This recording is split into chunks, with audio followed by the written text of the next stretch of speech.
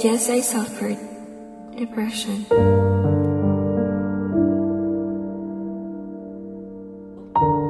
Palangga kayo ko sa ako ang mama ug papa. Ug proud kaayo sila sa ako Pero nabago ang tanan katong nagkauyab na ko. As always, sa sugod, happy, love kayo na ko siya. Siya, ako ang world. Pero nag-change siya.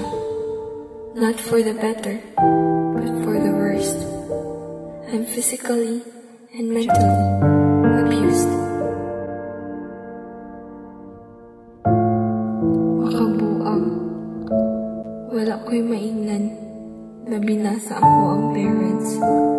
Mahadlo ko, masakitan sila. Sakit kaayo, kay gibulagan ko niya. Tungod,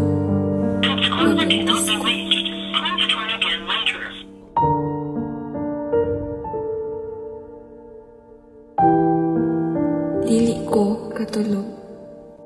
Wala na sense sa akong life. Makawalag ka na. Feeling na ko, wala na'y pulos akong kinabuhi.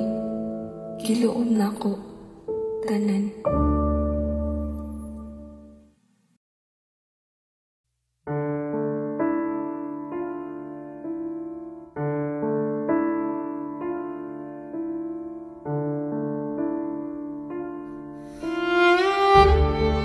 Gusto na ko mamatay.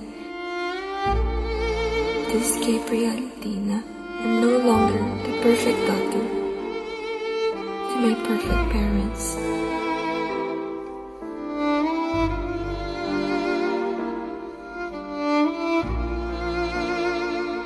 Sorry, Ma, Pa, I'm not perfect.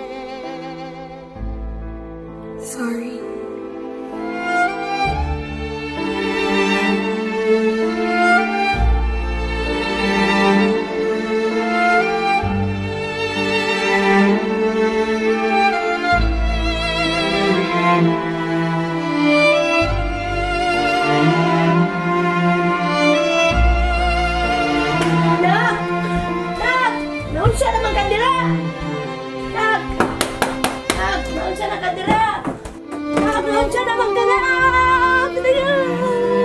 Man ka, unsa man imong gibuhat?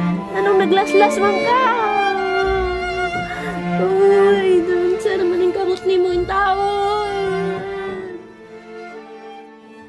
God gave me a second chance. Tomorrow is a new beginning. Life restart.